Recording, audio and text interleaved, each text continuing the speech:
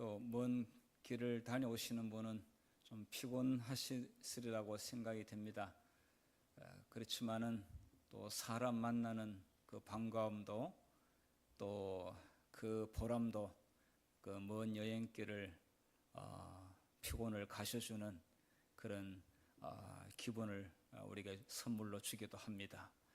오늘 예수님과 함께 안식일 맞이해서 또 우리 함께 얼굴 보며 예배 드릴 수 있는 이 귀한 선물도 하나님이 주신 특별한 축복의 선물이라고 생각합니다.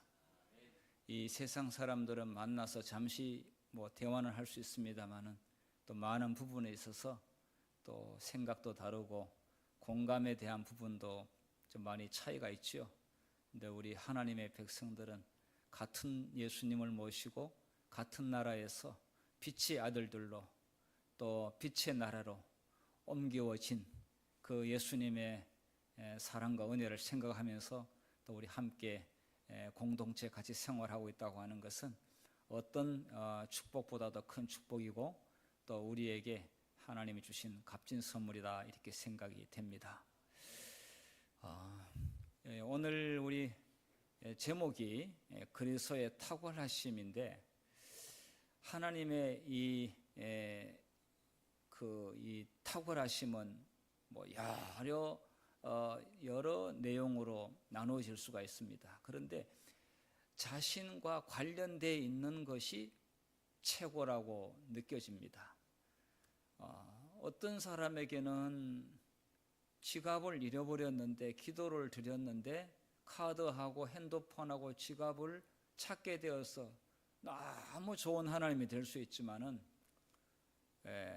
며칠 후에 세상을 떠날 사람에게 여의도에 빌딩을 한 채 갖다 준다 할지라도 별로 반갑지 않을 수 있습니다. 우리 각자에게 경험한 하나님의 탁월하심, 그분의 그 위대하심, 으뜸, 이것은 각자 경험한 바가 차이는 있다고 생각합니다. 그러나 만물을 지으신 그분께서 모든 사람들에게 또 모든 피조물들에게 다 만족스러울 수 있다고 하면은 이 우주에서 딱 한 분밖에 없습니다. 그분이 누구시겠습니까? 예수님이라고 생각합니다. 그러니까 예수님은 이런 사람에게도 각자 다른 경험 가운데서도 예수님은 최고가 되실 수 있습니다. 우리 모두에게 탁월하고 으뜸이 되시는 분이 될 수 있습니다. 사람은 절대 안 됩니다.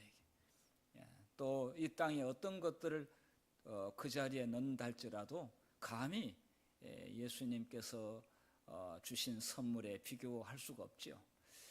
자, 오늘은 사도 바울이 어떤 면에서 예수님을 정말 탁월하신 분으로 묘사를 했는지, 또 우리 각자는 어떤 면에 있어서 그 부분에 있어서 공통점이 있는지를 좀 찾아보도록 그렇게 하겠습니다. 자, 오늘 골로새서 1장, 오늘부터는 이제 골로새서에 들어갑니다. 그 전까지는 빌립보서를 공부했습니다. 이제 골로새서 들어가는데 빌립보서와 골로새서가 이렇게 연결되는 걸 보면은 뭔가 통하는 공통점들이 있어요. 자, 빌립보서의 내용은 어떤 상황 가운데서든지 기뻐하고 감사하라 하는 내용이 바울의 경험을 통해 가지고 자신이 직접 사실 신앙 간증과 같은 그런 말씀을 빌립보 교인들에게 줬습니다. 자, 그런데 골로새서는 상당히 깊이 있는 내용들을 좀 다루고 있습니다.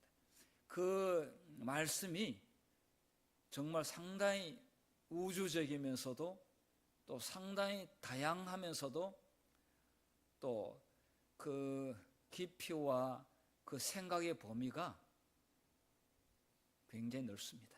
굉장히 넓어요. 그런데 심오합니다.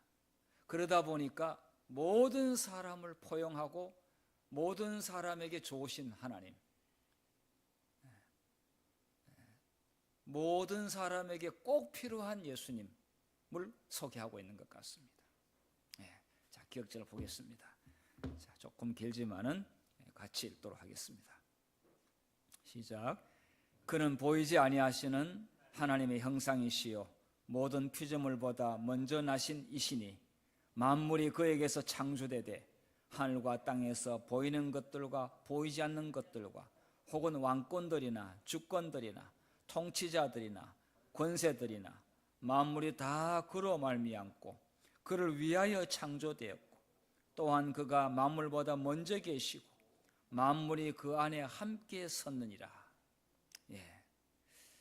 이게 원체 깊이 있고 차원 높은 말씀이라 약간 좀 어렵게 느껴질 수 있습니다만은, 그러나 읽는 독자들에게는 그리 까다로운 말은 아닙니다. 정말 이 내용은 예수님이 우리에게 얼마나 대단한 창조주이시고 또 그분께서 우리의 이 각자 개인에 대하여 아주 깊이 연결되어 있다고 하는 것, 절대로 끊을 수 없는, 모두가 그를 위하여 지어졌다고 그랬습니다. 우리의 존재 자체가 그를 위하여 만들어졌습니다.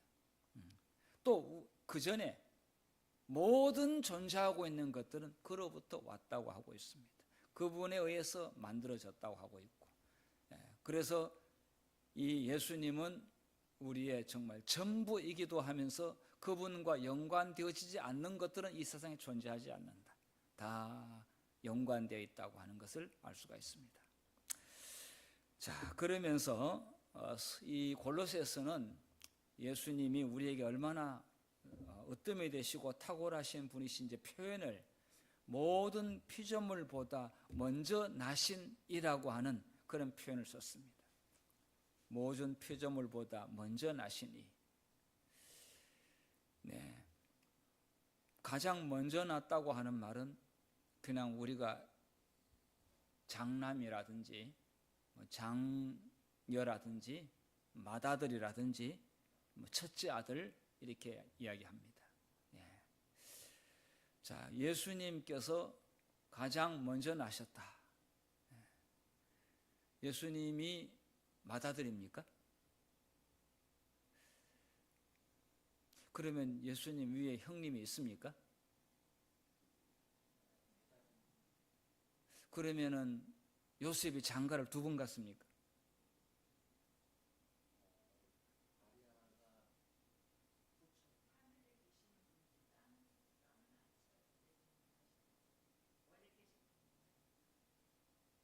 지금 제 질문이 예수님의 형님이 계시냐, 이거 지금 묻고 있습니다.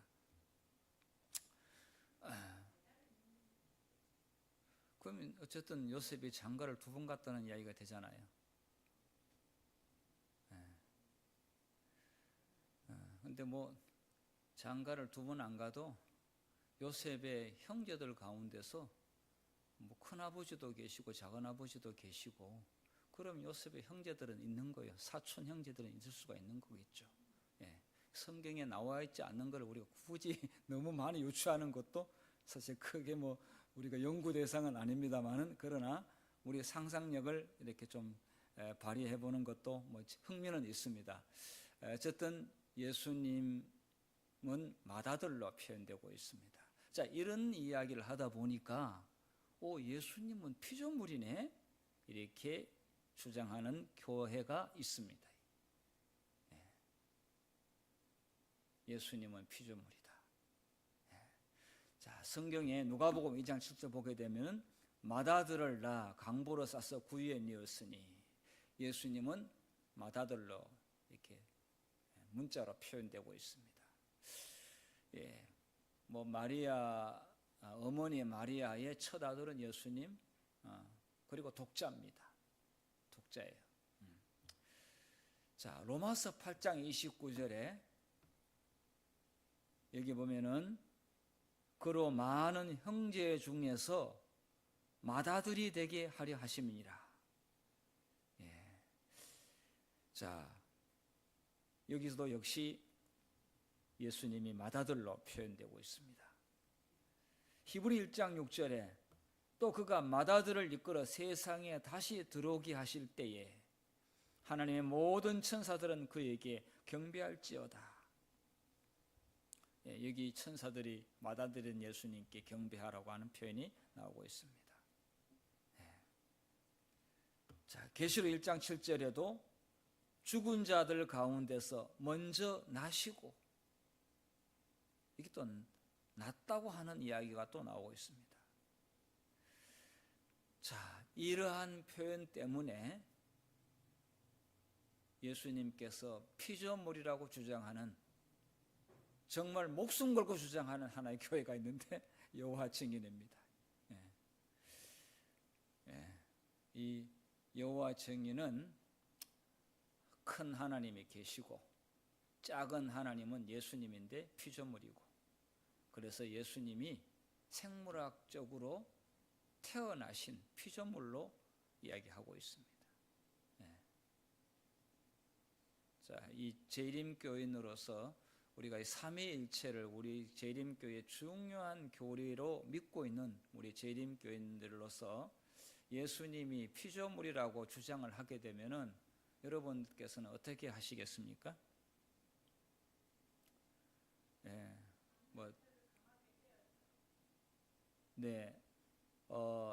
혹시 그러한 주장에 대해서 성경적으로 준비된 말씀이 가지고 계시죠?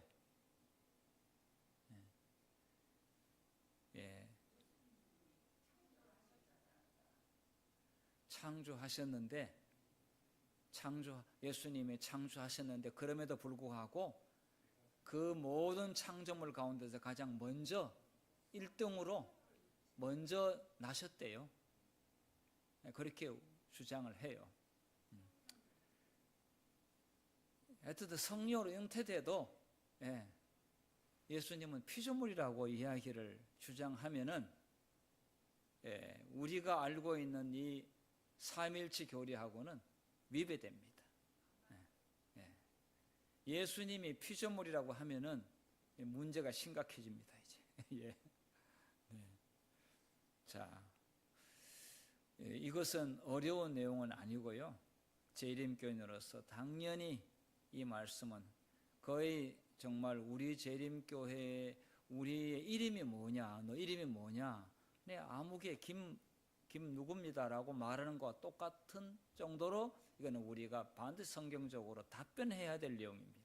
이런 답변을 못하게 되면은 우리는 수십 년 동안에 가정 공부를 뭐를 했는지 왜 했는지 한순간에 우리는 당황할 수 있습니다. 자, 근데 사단의 목적은요, 이 성부와 성자 성령 세 분이 같은 격으로 우리가 존재하고 있습니다. 동등합십니다. 이렇게 차등 아버지의 아들 내라 가지고 아버지 아들 어떻게 동격이냐, 말이 안 된다. 그거 같은 격이라고 그러면 한국말도 모르냐, 이렇게 이야기합니다. 그런데 하나님에 대해서 계급이 있을 수가 없다고 하는 것이 성경의 기본 원리고요. 그것은 하나님의 속성을 또 구속사역과 그분의 역할에 대한 그런 개념이지, 우리가 말하는 대로 차등, 우수하고 열등하거나 아니면 또 우리가 생각하는 아버지와 아들, 이런 관계가 아닙니다. 자, 일단은 좀 이제 오늘 그 말씀을 우리가 연구하겠습니다. 자, 이렇게 맏아들이라고 하는 표현이 있는데요. 자, 성경의 맏아들 개념은 생물학적으로 순서로 먼저 태어난 사람만 맏아들로 표현했을까? 아니면 다른 의미가 있을까? 장로님은 어떻게 생각하세요? 생물학적으로 지금 이 맏아들의 개념을 이야기하고 있는 것이 전부일까요? 아니면 다른 어떤 의미가 분명히 있을까요? 네. 네, 8번째지요. 네.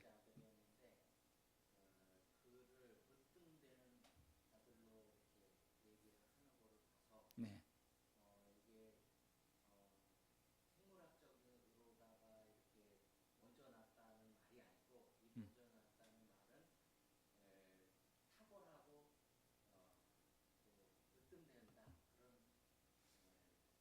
네. 네, 네. 자, 그러면 우리 장로님 말씀하신 그 내용을 우리 성경적으로 좀 확인을 해보겠습니다. 자, 지금 방금 말씀하신 다윗이 형제가 8명입니다. 예. 그리고 여기 보니까 이제 이세의 아들들이 8명인데 이제 사무엘이 봐가지고 누구를 왕으로 이제 이렇게 기름을 부어야 됩니다.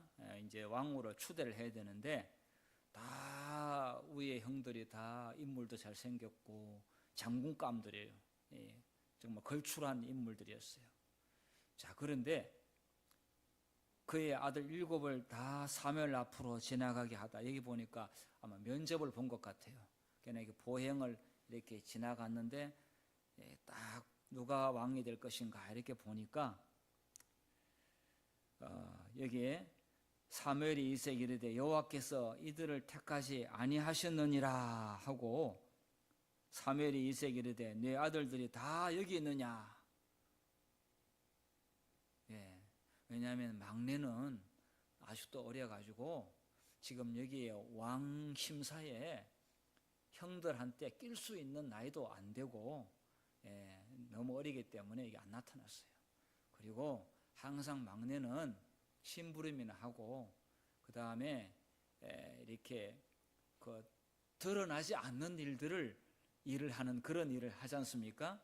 그래서 지금 여기에 아주 중요한 이런 자리에 형들은 다 참석을 했는데 다윗 목동은 지금 들에 양치고 있어요. 양치고 있어요. 그 누구라도 지키고 있어야 되니까. 자, 그런데 이새가 이르되 아직 막내가 남았는데 아버지의 생각에도 이 막내는 아직 아니에요. 아직 아닌데 그는 양을 지키나이다. 사무엘이 이새에게 이르되 사람을 보내 그를 데려오라. 그가 여기 오기까지는 우리가 식사 자리에 앉지 아니하겠노라. 아직 면접 안 끝났어요. 사무엘이 하나님이 딱 누구라고 하나님이 사무엘에게 말하면 사무엘이 하나님의 지시를 받아가지고 딱 점을 찍는 거예요. 사람을 택하는 거죠. 자, 그런데 내가 또 그를 장자로 삼고 세상 왕들에게 지존자가 되게 하며 지금 이 시편 89편 27절의 내용은 다윗을 두고 하는 말이에요. 다윗은 절대 장남이 아닙니다. 장자가 아닙니다. 그렇지만은 여기에 그를 장자로 삼고 이렇게 했어요. 그러니까 순서적으로 생물학적으로 먼저 났다고 그래가지고 그 장자다 이렇게 이야기하지는 않는 것임을 알 수가 있습니다.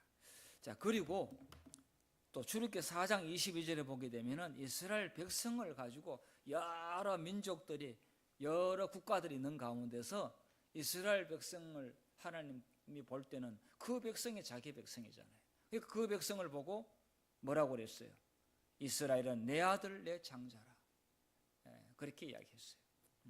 그러니까 택한 백성임을 이야기하고 있습니다. 그리고 계시록 1장 5절에 보면은 죽은 자들 가운데서 먼저 나시고 이걸 보게 되면은 분명히 부활하신 예수님을 이야기하고 있습니다.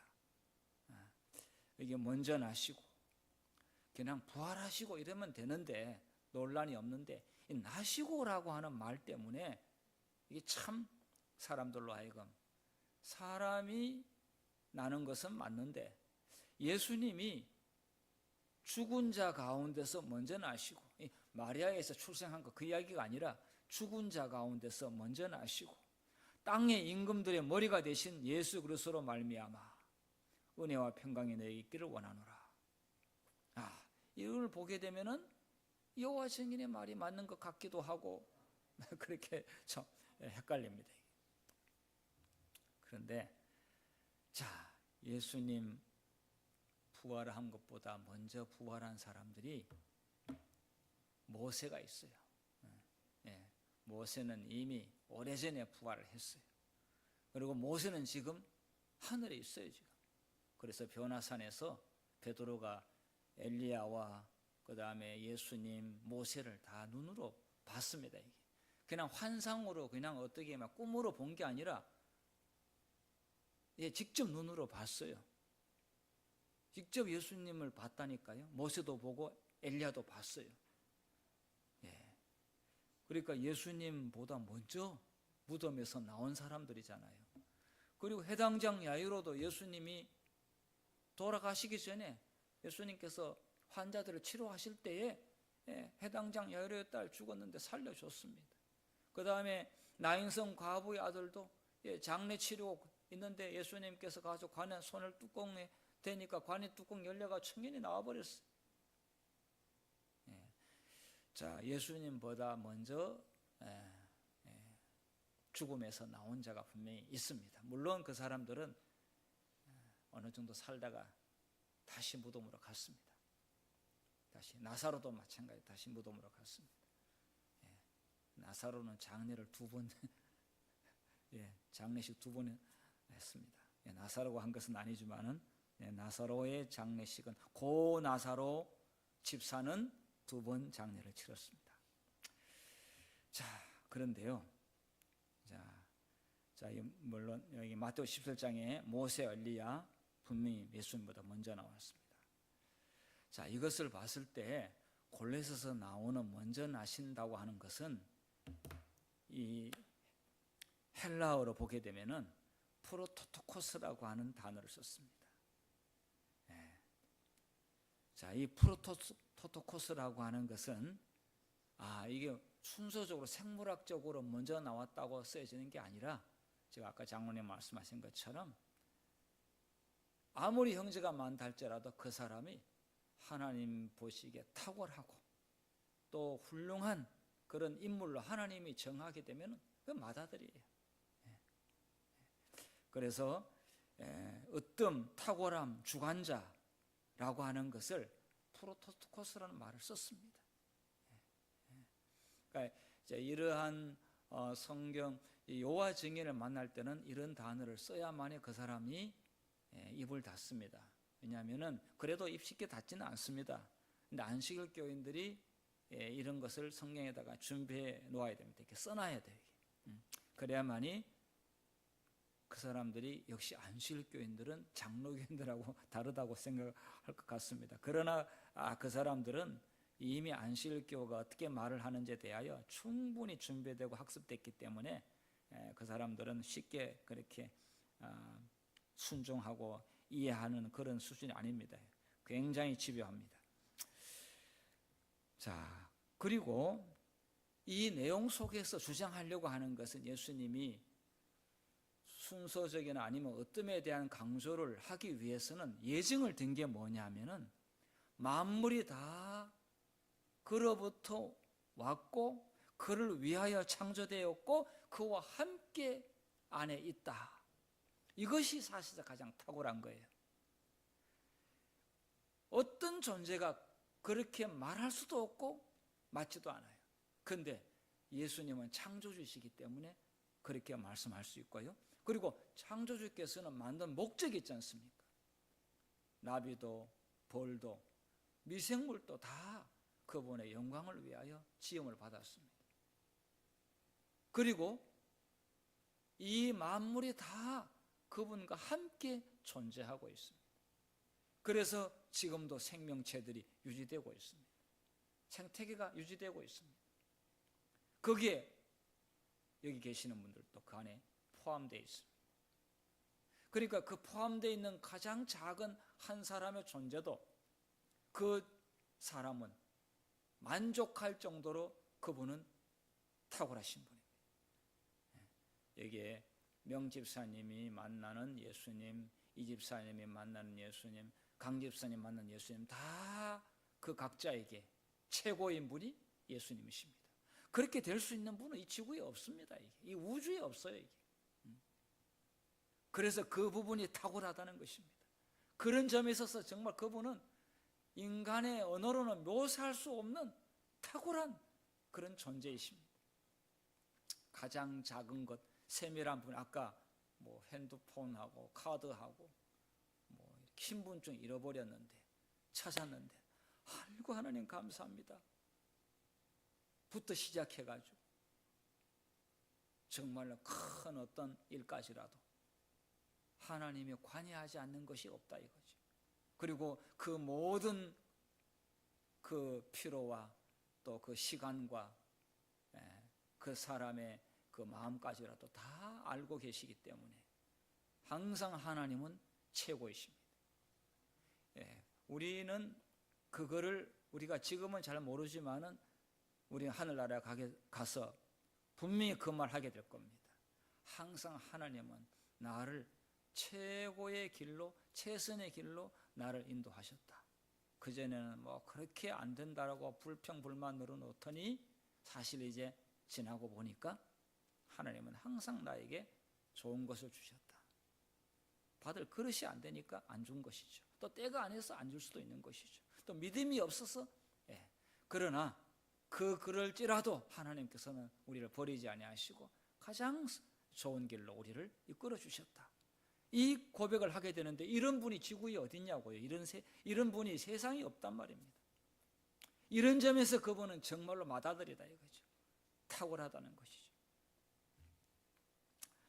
자, 창조와 재창조의 여기 또 이제 그의 몸된 교회의 머리시라 하는 말이 그 다음에 나오는 단어가 그의 근본이시요, 그가 근본이시요 하는데 어떤 책에는 이제 시작이시고 이렇게도 나오는데, 자, 이 단어 가지고 또 이제 또 아까 먼저 나셨다고 하는 그 태어나는 것 때문에 하여튼 논란이 됐는데 지금은 여기에 또 시작이다 이거예요.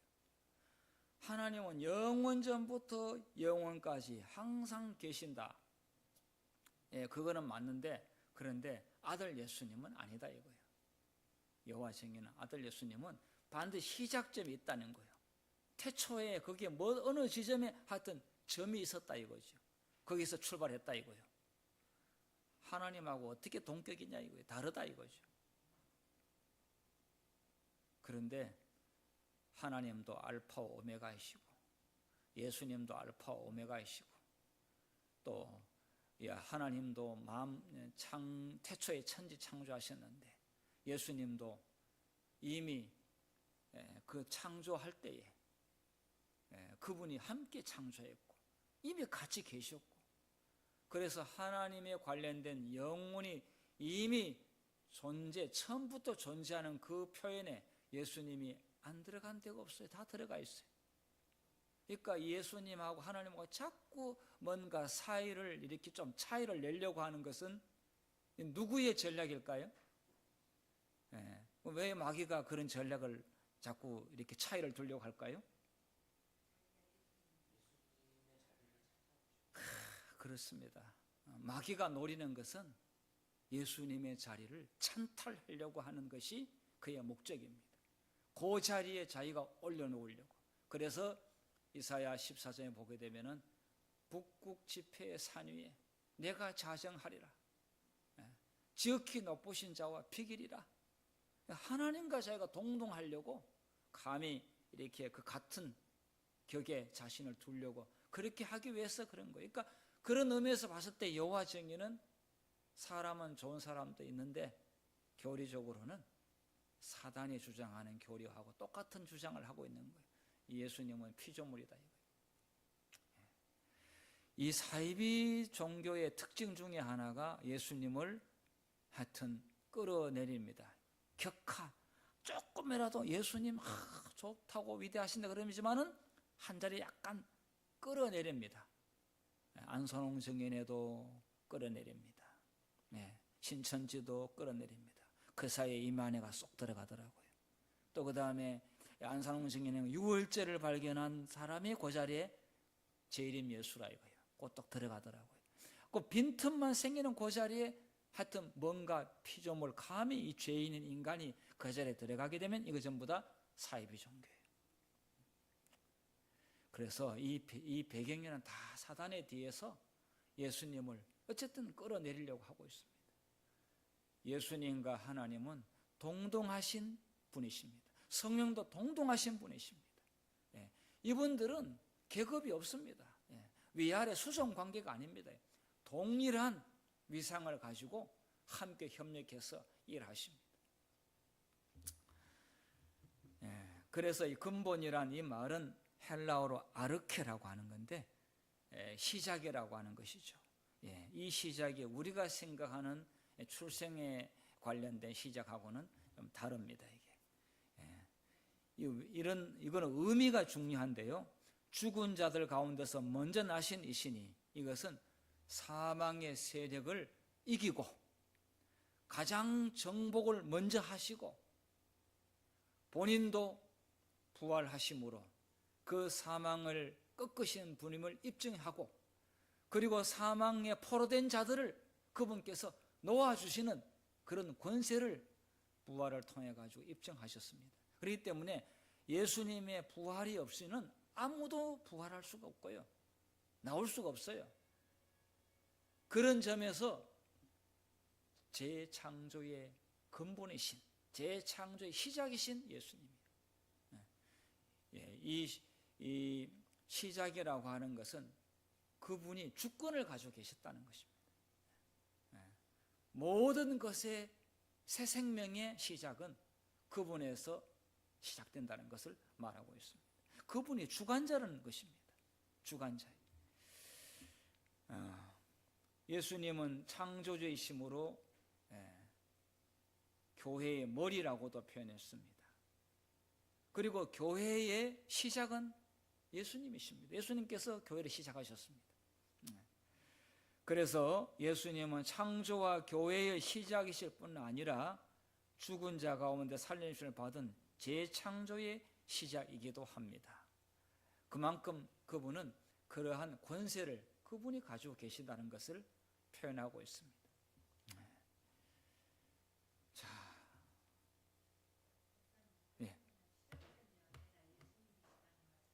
그렇습니다. 시간적인 개념에서 이야기를 하는 것이 아니라 그분에게 시작이다. 그분에게서 시작되었다. 비롯되었다. 그분이 모든 권한을 가지고 계신다. 그런 의미가 되겠고요. 자, 그 다음에 창조의 시작도 예수님, 요한복음 1장에 보게 되면 만물이 그로 말미암아 창조되었다라고 창세기 1장 1절의 내용을 요한복음 1장에도 그렇게 시작하고 있습니다. 그러니까 이 다른 복음서 기자들은 예수님의 출생에 관해서 누구의 아들로 이렇게 시작되기도 하지만은 요한은 원래부터 선재하셨던 하나님, 예수님을 하나님으로 묘사하고 있습니다. 창조 때 같이 일하셨던 하나님으로. 자, 그래서 하나님을 보이지 않은, 하나님을 눈으로 볼 수가 없어요. 하나님은 보여주지 않았어요. 그런데 보이지 않는 분을 확실하게 나타난 바 된 분이 예수님이시죠. 그래서 예수님은 하나님의 현현이다. 현현이라고 하는 것은 나타났다는 것을 말하고 있습니다. 가장 정확한 현현이다 이거예요. 근데 이제 현현이라고 그러면은 사람들은 모양만 생각할 수가 있어요. 이미지. 그런데 지금 여기는 모양보다 더 강조하는 게 뭐냐면은 그분의 품성에 대해서 하나님의 가장 닮고 확실한 나타남이 누구시라고요? 예수님이라고 이야기하고 있습니다. 자, 만물을 창조하셨기 때문에 시작이 되겠고요. 또 만물이 그분 안에서 지금 완벽한 조화를 이루고 있습니다. 그런 의미에서 그분의 손에 우주가 만물과 모든 생명체들이 그분의 손에 달려 있습니다. 그래서 근본이시고, 그러니까 사실 시작이라는 말은 이제 여러 용어로 아르케라는 것이 문장에마다 여러 표현으로 썼는데 한국말로는 근본이란 말을 쓴 것은 오히려 저는 그 말이 더 맞다는 생각이 들어요. 시작이란 표현보다는 근본이다. 근본이란 말이 더 저는 맞다고 생각이 돼요. 자, 그리고 여기에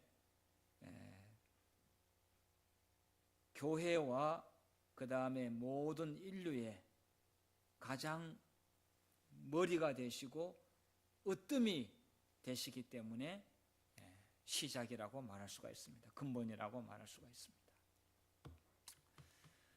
자, 이제 오늘 제가 이제 준비한 것은 이제 여기까지 내용인데요.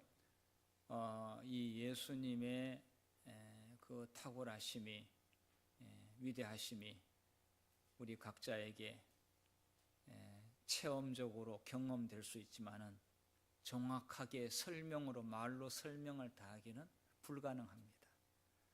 그만큼 그분은 뛰어나다는 것입니다.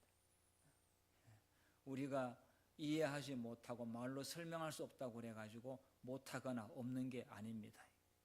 우리는 너무 신비롭고 너무 대단하게 되면은 그냥 감탄사만 나오지 뭘로 이렇게 이 말로 설명을 조곤조곤 못합니다. 그만큼 우리가 그냥 입이 딱 벌어질 정도로 위대하고 놀랍다는 것이죠. 우리는 그냥 하나님 쳐다보고 우와 하면서 그냥 감탄사만 내면 됩니다. 그런데 그는 각자 개인에게 필요한 하나님, 각자에게 정말 맞는 하나님으로 다가오신다는 것이죠. 우리 모두에게 예수님은 최고이시고 가장 위대하시고 가장 필요하고 가장 탁월하고 가장 멋진 분으로 우리의 마음속에 중심에 자리 잡게 되기를 바라면서 말씀을 마치겠습니다.